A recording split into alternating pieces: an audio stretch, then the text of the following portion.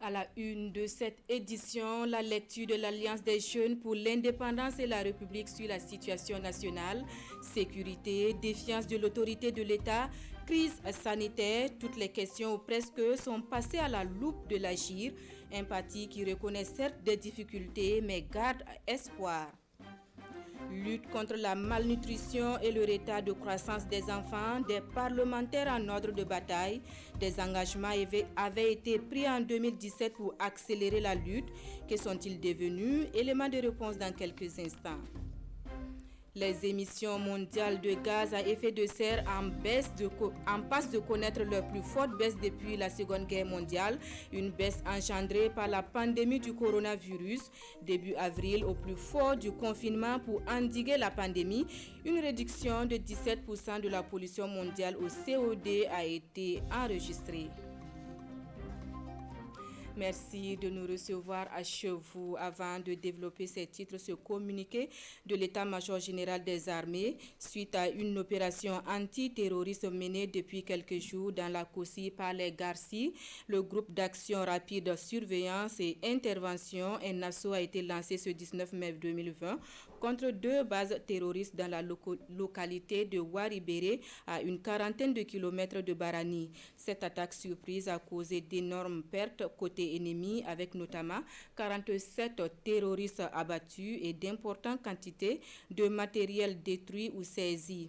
Côté ennemi, 2 gendarmes ont malheureusement perdu la vie et 3 autres blessés. Le chef d'état-major général des armées s'incline devant la mémoire de ses vaillants soldats morts au combat. Il présente ses condoléances aux familles des disparus et souhaite un prompt rétablissement aux blessés. Il félicite les unités pour cette audacieuse action et les exhorte à poursuivre les actions offensives contre les groupes armés. Situation nationale, l'Alliance des jeunes pour l'indépendance et la République donne sa lecture. Face à la presse à ce matin, toutes les questions majeures de l'heure sont passées à la loupe par le bureau exécutif du parti. Le compte-rendu de la conférence de presse avec Césaire Carrefour et Sékou Zongo. L'Alliance des jeunes pour l'indépendance et la République, AGIR, donne sa lecture sur la situation sociopolitique et économique du Burkina Faso. Prenant la presse nationale à témoin, Aboubacar Ganson, le vice-président du parti, et ses camarades passent en revue la situation sécuritaire, l'incivisme grandissant et la maladie du Covid-19. Pour les conférenciers, la situation sécuritaire est explosive, mais cela est imputable à un ennemi commun dénommé terrorisme et à un mauvais usage des libertés. Profitant des libertés consacrées par notre loi fondamentale, des individus sous des dehors honnêtes s'attaquent vertement au symbole de l'État et à ceux qui l'incarnent. Ce n'est pas pour dédouaner qui que ce soit, mais c'est bien inquiétant. Et comme pour ne rien arranger, l'attaque frontale du coronavirus. Pour l'AGIR, des insuffisances ont été relevées dans la gestion de la crise sanitaire, mais le gouvernement a su développer des stratégies pour minimiser les effets induits du Covid-19. Nous sommes l'un des pays, à travers les mesures qui ont été dictées par le chef de l'État, qui ont su prendre des décisions pour freiner justement la propagation de cette pandémie-là, qui petit à petit permet à l'économie de reprendre du poil de la bête. Le président de l'AGIR et l'association Génération Kanazoué Adama pour le Faso GKF contribuent à la protection des couches vulnérables du Covid-19 selon Aboubacar Gansonri. Les membres de l'association ont pu se déployer les mains chargées sur l'ensemble des 12 arrondissements de la commune de Ouagadougou et dans la commune rurale de Saba pour soulager les peines de nos compatriotes les plus fragiles. Convaincu qu'il n'y a pas de solution miracle, le vice-président de l'AGIR invite la jeunesse à prendre véritablement son destin en main et à participer à la construction du Burkina Faso de demain. Les conférenciers affichent également l'hostilité de leur parti à toute forme de violence. Lutte contre la malnutrition et le retard de croissance des enfants, des parlementaires remettent au goût du jour des engagements pris en 2017, des engagements sous forme de plaidoyer pour une augmentation des allocations budgétaires et l'exonération des taxes sur les produits pharmaceutiques. On en sait davantage avec Issa Kafando et Caroline Ouari. C'est haut la main que le plaidoyer des parlementaires en faveur de la nutrition passe. Le gouvernement, déjà engagé sur le sujet à travers l'inscription de la lutte contre la malnutrition dans le PNDS, accepte d'office de mettre en œuvre les engagements des parlementaires regroupés en 2 points. L'augmentation des allocations budgétaires de l'État en faveur de la nutrition et l'exonération des droits de taxe à l'importation de produits pour l'enrichissement des aliments entrant dans la prévention et le traitement de la malnutrition. Les recommandations qui en sortiront, ça dit que nous allons les traduire dans les différents plans, d'action du ministère de la Santé. Il y a une direction en charge de la nutrition, il y a un secrétariat technique qui est chargé justement de mener les actions multisectorielles. Parce que c'est une question transversale qui ne relève pas seulement du ministère de la Santé. Au niveau aussi de l'agriculture, il faut qu'il y ait une bonne production alimentaire. Il faut qu'au niveau de l'eau, il y ait une bonne disponibilité de l'eau potable. Parce que c'est tout ça mis ensemble. L'UNICEF, dans son rôle d'accompagnement des politiques nationales pour la nutrition, appuie l'initiative. Autant de bons points pour le réseau des parlementaires qui vise à présent les prochaines étapes de leur action, notamment la mise en application des engagements. Les lignes ont suffisamment bougé, mais vous savez, le contexte actuel du pays a fait qu'on doit poursuivre le plaidoyer, non seulement pour maintenir l'allocation budgétaire, mais aussi aller dans le sens de l'augmentation. Un rappel, c'est au cours d'un atelier sous-régional tenu à Ouagadougou en juin 2017 que les parlementaires venus de l'Afrique de l'Ouest ont convenu de cette initiative de renforcement des réponses nationales pour la nutrition. Et sur la problématique de l'eau, de l'hygiène et de l'assainissement, des parlementaires du réseau, des parlementaires burkinabés pour ces questions étaient aussi en conclave ce matin. C'était un atelier de plaidoyer et de sensibilisation. Ils se sont surtout penchés sur l'expérience de l'ONG Eau Vive qui a permis à plusieurs communautés de bénéficier de latrines familiales et modernes. Souleymane Sanou et Maïmouna Traoré pour le reportage.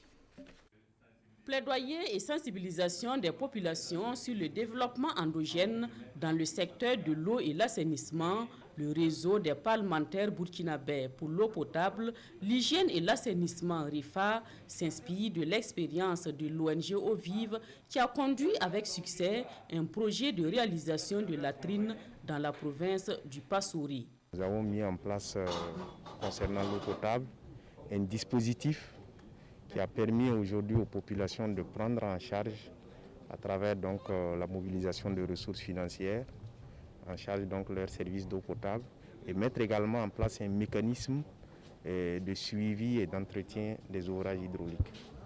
Aujourd'hui, une panne sur un forage au niveau de l'Atodin au Bagaré, vous avez juste 48 heures et la panne est levée. Le coordinateur du REFA souhaite que des initiatives similaires puissent être portées par des députés dans plusieurs localités. Le changement de comportement n'est pas facile, mais si les députés s'impliquent dans les différentes circonscriptions, dans les différentes communautés, on pourrait faire en sorte que ce développement endogène puisse être une réalité dans tous les villages, dans toutes les communes. Toute chose aussi qui va nous permettre de nous débarrasser par exemple de la défécation à l'air libre. Au cours de cet atelier, les parlementaires s'informeront également sur les méthodes et techniques de plaidoyer pour une meilleure budgétisation de l'eau et l'assainissement. À Bobo Dioulasso, le problème d'eau au CMA de Do semble désormais relevé du passé. Cela grâce au conseil régional qui a réhabilité le système d'adduction d'eau potable. Un ouf de soulagement pour usagers et personnel soignant. Le constat est fait pour nous par Manika Yen et Kadou Romenki. Il y avait des coupures d'eau fréquentes. Ça portait un coup à la qualité des soins. Cette situation relève désormais du passé. Le château d'eau du centre médical avec antenne chirurgicale de Do est de nouveau fonctionnel. Nous sommes très heureux parce que actuellement le CMA de Do est alimenté par ce forage d'eau. Et le débit est bon, la pression est bonne et en tout cas ça permet à l'heure actuelle de parer aux difficultés. Dans ce contexte de lutte contre le Covid-19, la disponibilité de cette denrée est un soulagement pour les acteurs sanitaires quand on connaît le rôle que joue l'eau dans les soins de santé.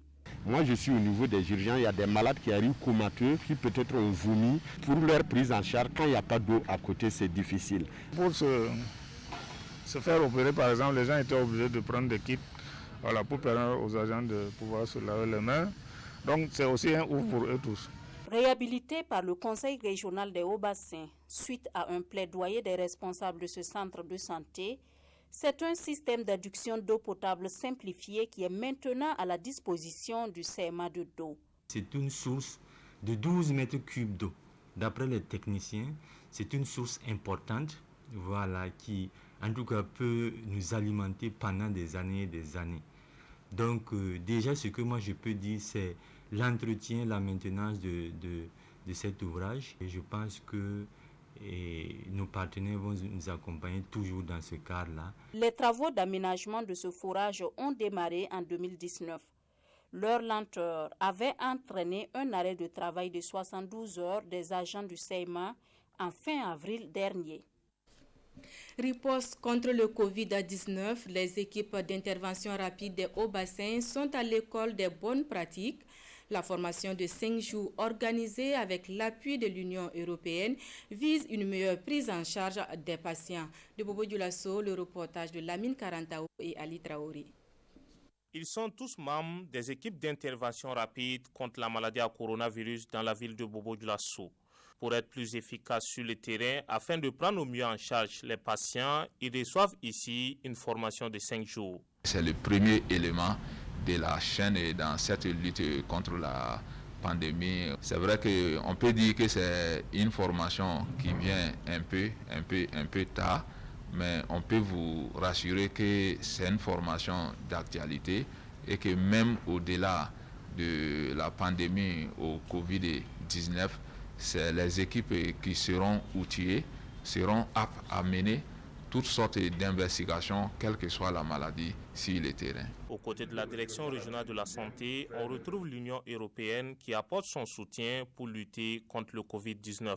Ce sont des actions qui ont été donc discutées avec l'équipe pour définir une feuille de route qui va comprendre aussi bien la formation des acteurs sur le terrain que l'accompagnement technique à la mise en œuvre des actions et aussi un volet important dans le cadre de la communication pour le changement des pratiques.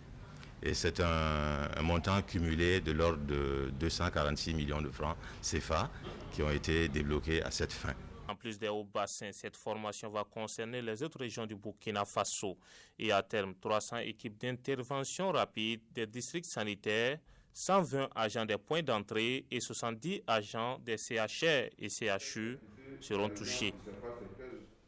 Nous restons à Sia pour faire le constat dans les lieux de culte du respect des mesures barrières pour rompre la chaîne de transmission communautaire du coronavirus. Du constat fait par notre équipe de reportage, il ressort que les leaders religieux mettent un point d'honneur au respect de ces mesures. Immersion dans quelques lieux de culte avec Maneka Yen et Kaduro Menki. Vendredi 15 mai 2020, chef coutumier et imam de Bobo Dioulasso font une entrée exemplaire dans la grande mosquée de Dioulasso-Ba.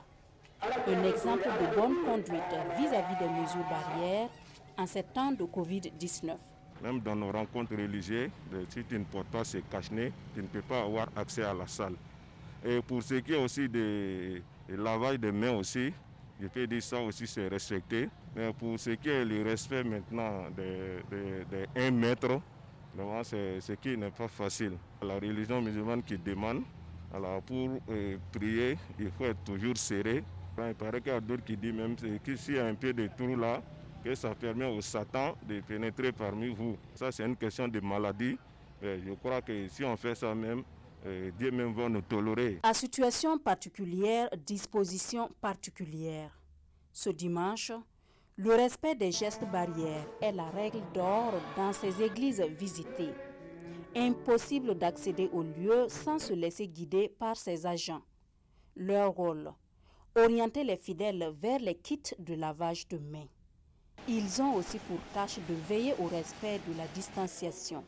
La durée a été écourtée et enfin tout ce qui peut contribuer à éviter que les gens puissent s'entasser et rester très longtemps ensemble. On a revu cela. J'ai lu les décisions prises par la fédération et avant de leur donner un message, c'est pour vous dire que nous respectons totalement à tout ce que l'État, notre président demande de faire, et c'est pour que nous puissions être toujours en bonne santé. Freiner la propagation du Covid-19, une raison soutenue par l'Église catholique qui préfère encore jouer la carte de la prudence, mais plus pour longtemps.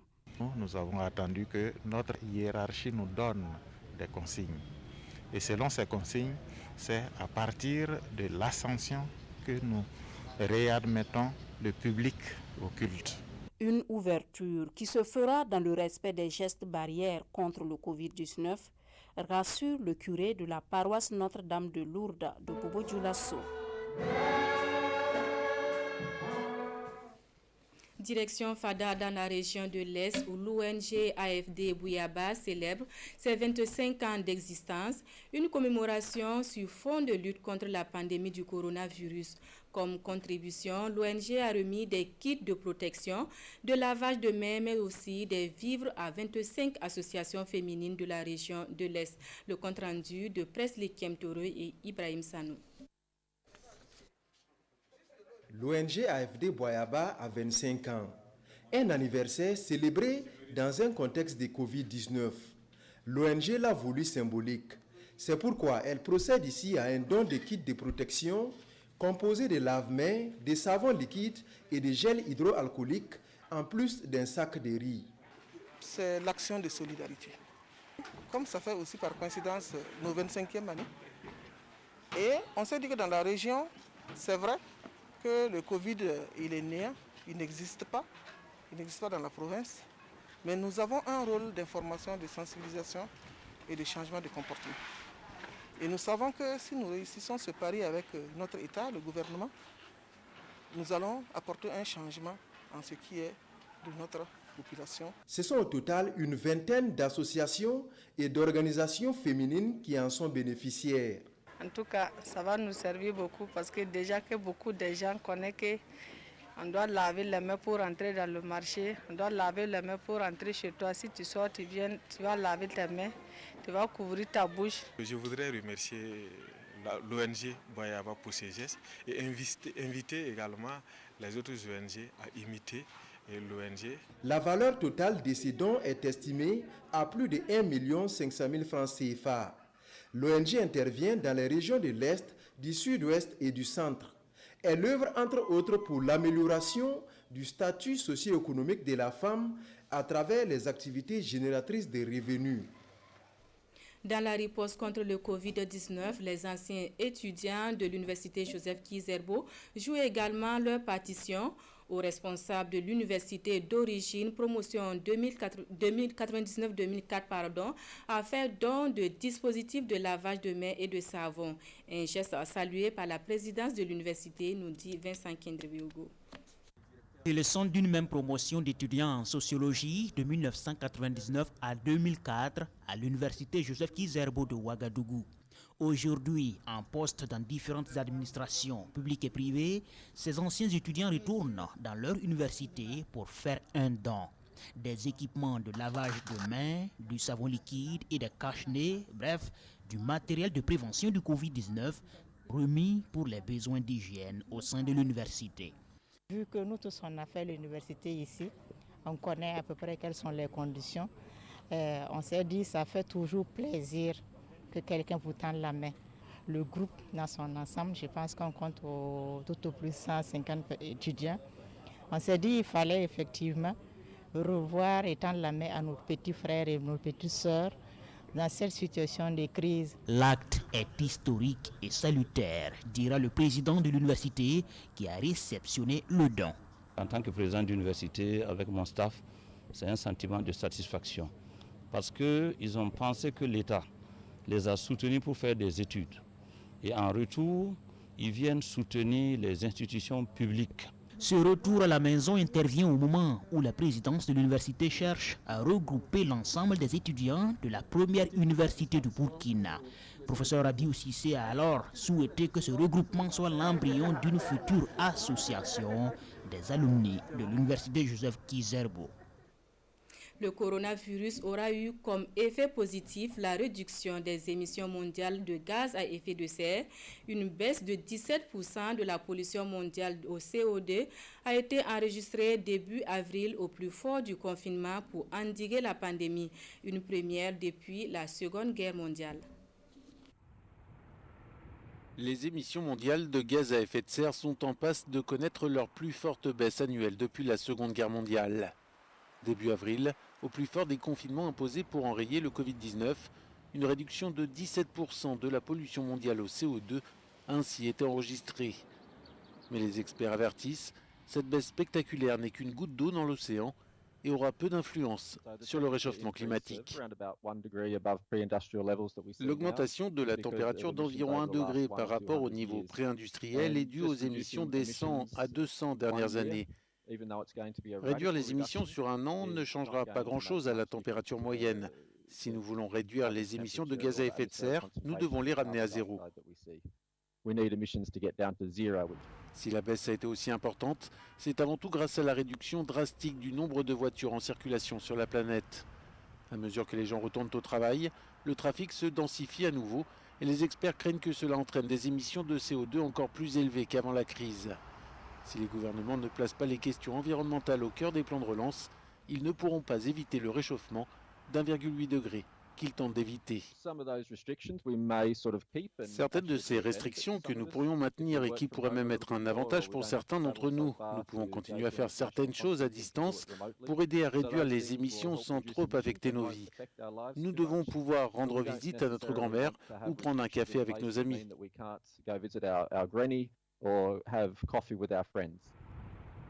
Les récentes études ont révélé que la Chine est responsable de la plus forte baisse des émissions, suivie par les États-Unis, l'Europe et l'Inde. Retour au Burkina où le discours du Premier ministre sur la situation de la nation occupe largement les colonnes des quotidiens comme il fallait s'y attendre. Quelques analyses dans cette lecture croisée de Vincent Kendribiogo.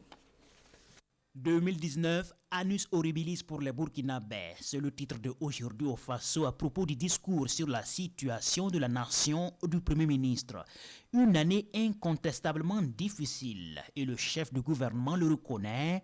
Allusion faite aux attaques terroristes, aux conflits communautaires auxquels les Burkinabés ont fait face. Et sur le plan économique, le PNDS est mis en œuvre dans un contexte tout aussi difficile, mais avec une stabilité qui atteste indéniablement la résilience du Burkina Faso, défend Christophe Dabiré, rapporté par le journal. Le Burkina en chantier, selon le Premier ministre.